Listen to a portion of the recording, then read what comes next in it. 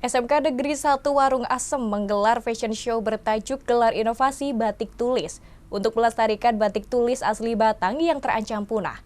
Acara ini menampilkan karya inovatif siswa SMA, SMK, dan SLB yang telah dilatih membatik tulis dan mengubahnya menjadi busana yang modis. Dalam upaya menghidupkan kembali batik tulis asli Batang yang terancam punah, SMK Negeri 1 Warung Asem menggelar fashion show yang menampilkan karya-karya inovatif dari siswa SMA, SMK, dan Sekolah Luar Biasa atau SLB. Acara bertajuk Gelar Inovasi Batik Tulis ini menjadi langkah konkret dalam melestarikan warisan budaya melalui generasi muda.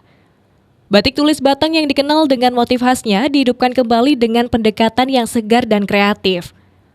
Selama 6 bulan, siswa-siswi diberi pelatihan intensif untuk mempelajari cara membatik tulis dan mengubahnya menjadi karya busana yang modis. Tidak hanya itu, para siswa juga menjadi model dalam fashion show yang memukau di catwalk. William Kwan, Direktur Institut Pluralisme Indonesia, menekankan pentingnya kolaborasi antara sekolah, pengusaha, dan pemerintah dalam memastikan batik tulis Batang tidak hanya bertahan, tetapi juga berkembang dan kembali bersinar di panggung mode.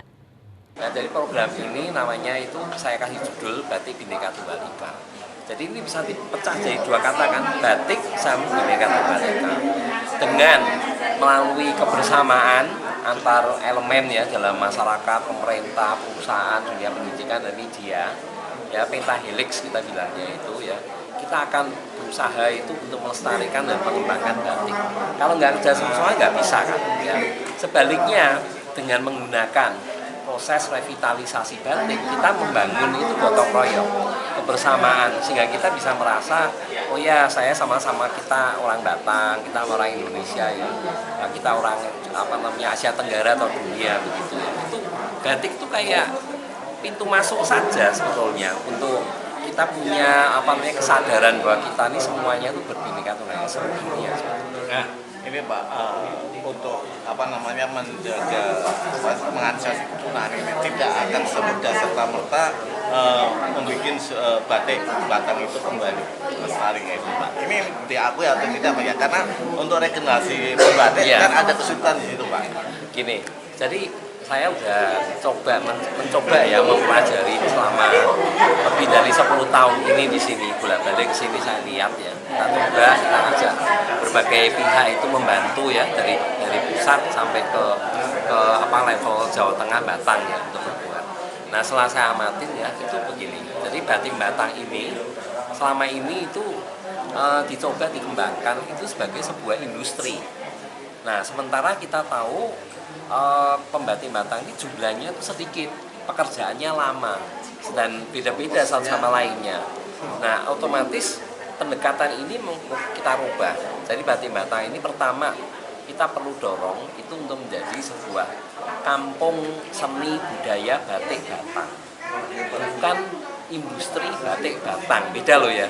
Jadi bukan sebagai pengrajin semata-mata atau bahkan buruh gitu ya. Enggak, tapi seniman batik Batang. Itu pertama. Yang kedua, tentu kita juga akan mengembangkan industri yang seperti Pekalongan, Lasem, Cirebon ya. Berarti nanti akan kita coba mencari anak-anak muda, kita bentuk kelompok. Mereka masing-masing punya keterampilan yang berbeda-beda kan antara satu orangnya ya. Jadi bekerja secara kelompok sehingga nanti hasilnya lebih cepat gitu ya, lebih seragam, biayanya lebih efisien ya, lebih murah gitu ya, dan bisa kompetitif gitu ya, yang seperti itu. Nah, ini makanya kita akan nanti mulai siapkan, mulai sekarang kita akan juga cari anak begitu. Wakil Bupati Batang Suyono memberikan apresiasinya pada acara ini. Ia menegaskan pemerintah berkomitmen untuk terus berkolaborasi dengan berbagai pihak agar batik tulis tetap diminati oleh kalangan muda dan terus berkembang. Terima kasih dengan Pak Wali William ini yang sebagai penggiat batik agar selalu memberikan pendampingan para pembatik agar tidak punah batik di Batang dan teruslah bersosialisasi agar anak-anak muda ini benar-benar bisa mencintai batik. Kalau tanpa disosialisasi seperti tadi yang anak SMP itu tidak tahu batik itu apa sih. Nah, dari hasil karya itu pasti ada nilai. Nah, ketika ada nilai itu pasti otomatis menjadi produk yang berekonomi. konkretnya untuk dari Pemkab pemerintah daerah Pak, sendiri itu Pak Pemda- untuk mensupport para siswa. Ya, Pemda tentu akan mensupport yang menjadi kebutuhan masyarakat, menjadi talenta masyarakat. Karena kita konsisten dengan apa yang dilakukan oleh masyarakat. Seperti tadi saya mensupport agar 100 juta dibuat proposal untuk kegiatan-kegiatan yang mendorong kecintaan batik. Adelia Zilva, salah satu siswi SMK Negeri 1 Warungasem mengaku bangga bisa ikut berpartisipasi. Karena dirinya bisa belajar lebih dalam tentang batik tulis dan bagaimana budaya lokal dapat beradaptasi dengan perkembangan zaman. Batik berapa bulan? Udah dari lama, kira-kira dari bulan Juli tahun 2022 sampai sekarang. Gimana? Ada kesulitan nggak Cak batik itu sama berapa bulan? Oh, tentunya ada. Mungkin pas pertama kali memegang canting itu kan belajar batiknya susah. Jadi harus dengan hati-hati karena biasanya itu cantingnya lumayan keras. Setelah kamu bisa membatik rencananya gimana ke depan? Mau batik lagi apa gimana Pak? Berarti? Mungkin saya akan membatik lagi dan membuka suatu usaha baru untuk melestarikan batik Batang di daerah saya. Robani, Batik TV melaporkan.